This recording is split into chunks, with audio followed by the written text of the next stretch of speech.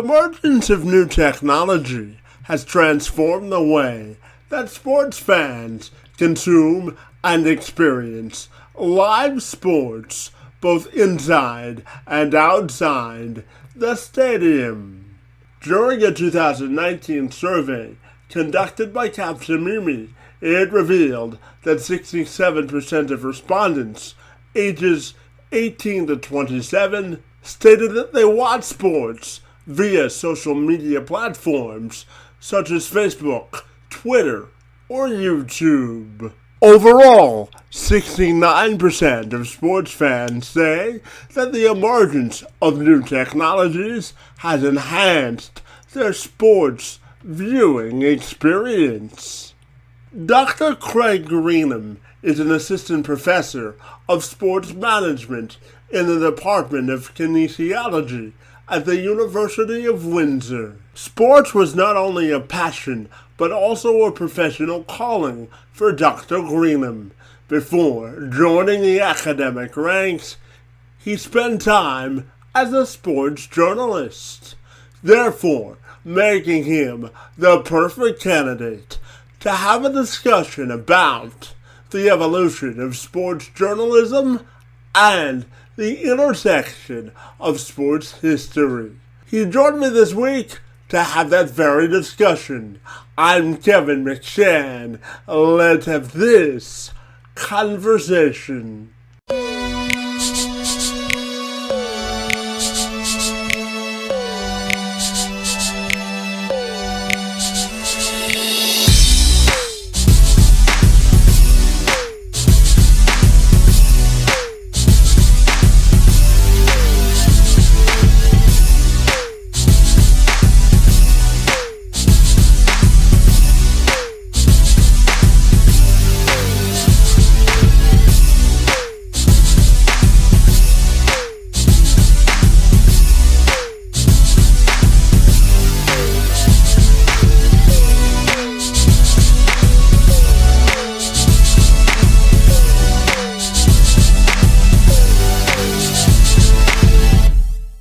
We began our discussion by conversing about how the evolution of social media has changed the way we cover sports as journalists and consume them as consumers.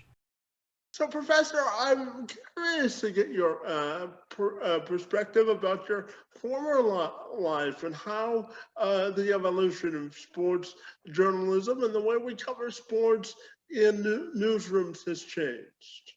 Well, I think if you were to ask me this question on a regular basis, you'd probably get a lot of different answers, Kevin. But I think if you were to ask me today, the three things that I would sort of pinpoint would be these. I think there's a lot more attention these days to social issues, particularly social justice issues. I don't think that means that we've pushed performance off to the sidelines. But I just think that today's consumer of media is more interested in things beyond what we see in the box score. I would suggest too, another trend over the last 3-5 years is the migration away from the mainstream. Increasingly, sport media consumers are not getting the information from the Toronto Star or the CBC. They're getting it from premium or specialty channels and packages like The Athletic or Sportsnet. And then the third thing that I would highlight is technology. Technology has always been a driver of that sport media nexus. But I would suggest that's even more so the case. I think, for a lot of sports fans, that second screen viewing experience is very familiar. And Professor, you talk about the advancement of technology, and certainly social media has also played a role in the presentation and the way we view sports as consumers and the way we use it as journalists to cover sports. So I'm wondering your thoughts on social media's role in covering sports. Well, I think for social media, the real advantage is the immediacy and the reach that comes along with it. You can blast something out and it gets to people quickly and it gets to a lot of people's eyeballs and attention. One of the things that I would sort of caution about in some ways is the whole idea about speed trumping accuracy. And I think sometimes that happens. there's an old adage or mantra in the media game, scoop or be scooped, and I think that's probably more apt now than ever. And sometimes speed comes with a cost, and accuracy is really the lifeblood of journalism. And to me, that's a heck of a price to pay. And I'm not suggesting everything that we get on Twitter is half baked and fallacy, but sometimes that happens in the name of speed. And I would suggest this too. I think it's really changed the job and in some ways the lifestyle of sport journalists. Time was that a sport journalist had downtime or off hours, and now there's always something that they could be tweeting or putting forward on Instagram. And I just think the job is very time consuming nowadays.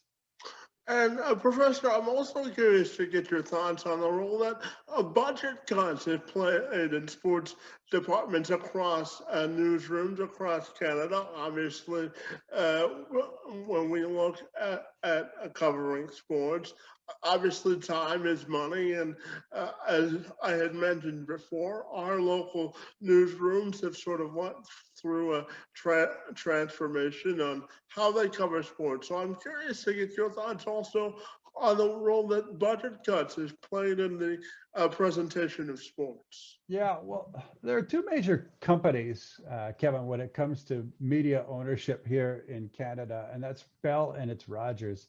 And according to some in the industry, they have too much control over what's happening. And it's concerning on a number of levels, including the diversity of voice perspective, but it's also concerning because neither Bell or Rogers are really media companies at heart. They're, in telecommunications, they have their finger in a lot of pies. And, a lot of people question their commitments to the industry beyond what they see in the bottom line. So I think the conglomeration and the concentration of ownership is quite concerning.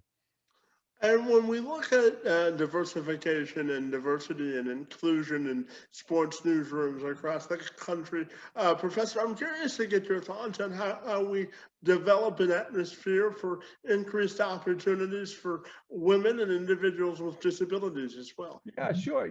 When I was in the industry some 20 years ago, I think newsrooms looked very different. And, I think this is all part of a larger social movement to be more inclusive. And, you mentioned people with disabilities, people of color, women is another area that you've identified. And certainly we see a lot more representation now than we did back when I was in the industry 20 years ago. And we see that manifest in a lot of different ways. If we look at women, for example, there was a time when women were relegated to certain roles, like the sideline reporter. And I'm not suggesting that women don't primarily hold that position now, but there's a lot more opportunity for them. One of the things that I think happens when we allow for diversity of voice and diversity of representation is we also get different stories that emanate from the world of sports. And I think that's pretty positive. I think in the last 12 months or so, we've seen more women's sports broadcasting than we've seen maybe in the 10 years previous to that combined. And that's just sort of an observation that I've made off the top of my head. But I know with the NCAA tournament, I've never seen the women's tournament featured as prominently as we've seen in 2021. And I know it still has a ways to go, but I think it's trending in the right direction. And Professor, I'm curious to get your thoughts on your piece of advice for anyone that wants to enter the field of journalism today as a sports journalist. Well, I think, Kevin, if I was to give some advice, it would probably come in, two capsules. The first is to be adaptive. I remember when I was starting out in this industry 20 years ago, the internet was a relatively new thing. And we all knew in the industry it was a game changer. We just didn't know exactly how. And I'm convinced we still don't know how in 2021 in terms of things like monetization, et cetera. But be adaptable. I think people who are adaptable, they thrive no matter what career choice they pursue. And the other thing that I would suggest, Kevin, as advice is remember storytelling is central to journalism. What are the stories that are worth telling? Who are the people that will help you tell the story? And how to best craft or create your story. I think storytelling is so important. And we do it in so many other walks of life, Kevin, but in journalism, it is really essential. And the people who can tell stories well, I don't think they're ever out of work for very long.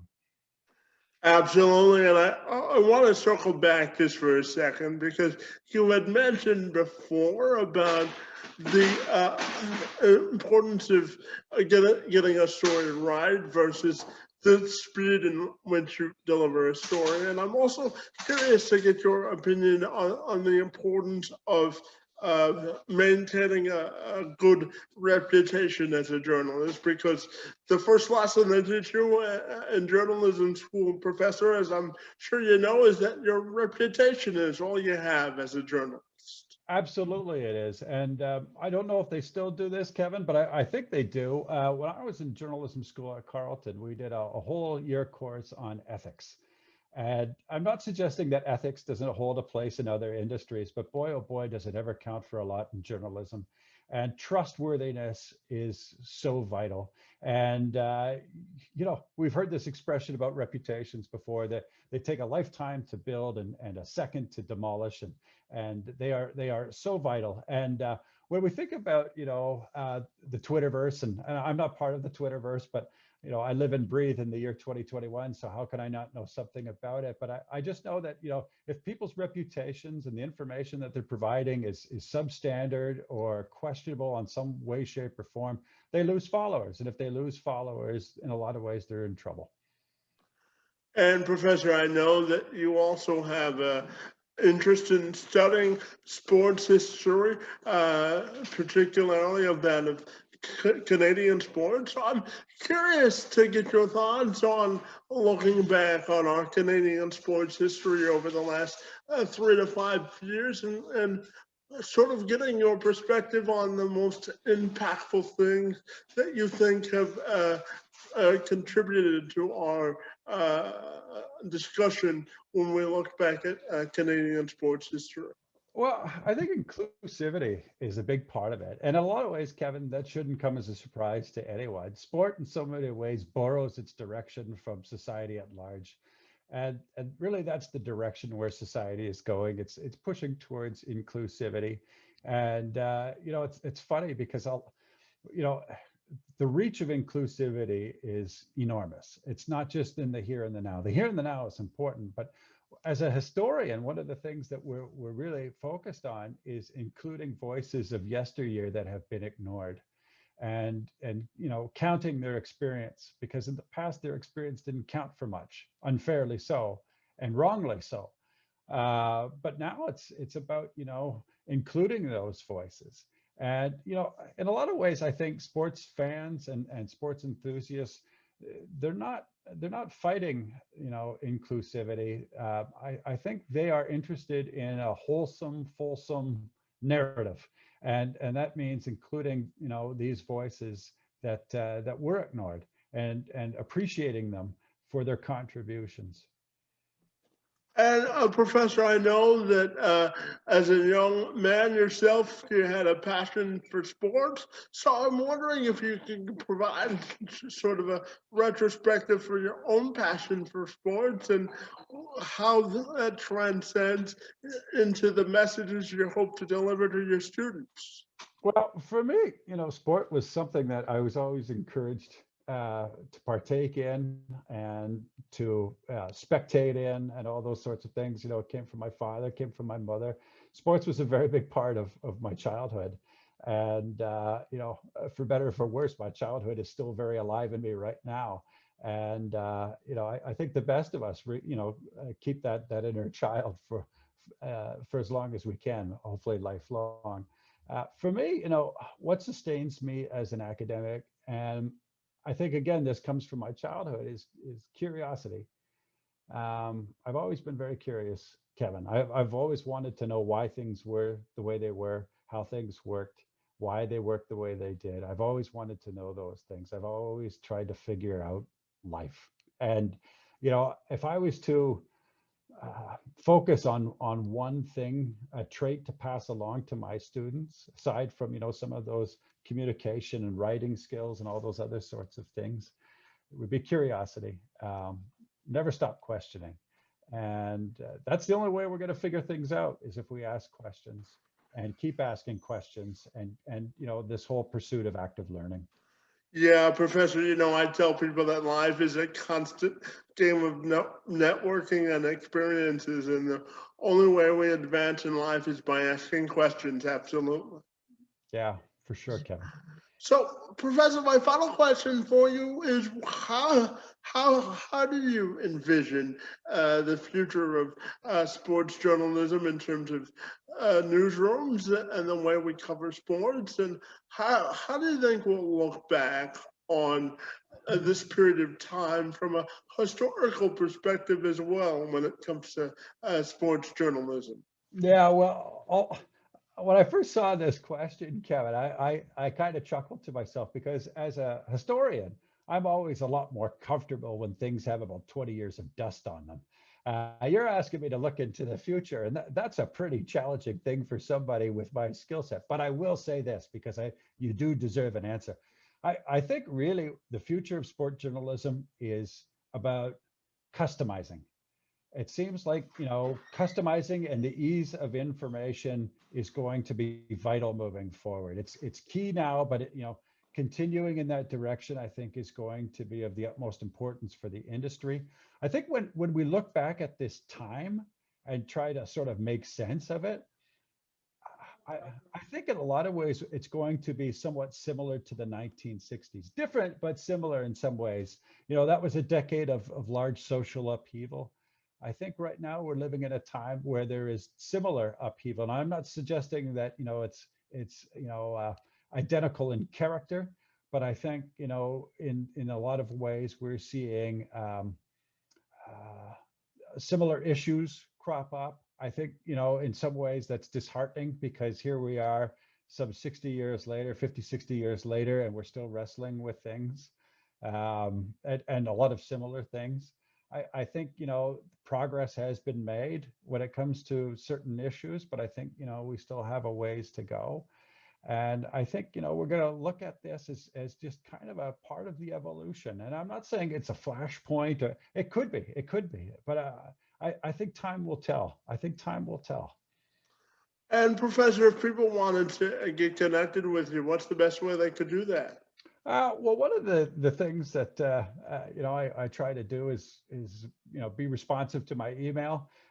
So if people are interested in learning more about what I do, or the programs at the University of Windsor, the kinesiology program, particularly the sport management and leadership stream, of which I am part, I suggest that you Google me, and you'll see my faculty profile in the Department of Kinesiology. And I'm always looking to talk with people, whether they're prospective students or just curious members of the community.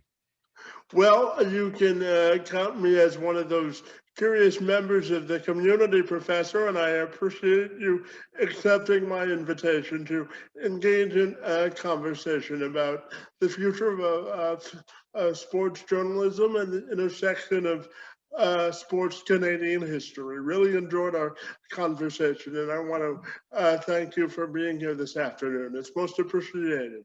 Well, it was a delight, Kevin, and I say to you, keep up the good work.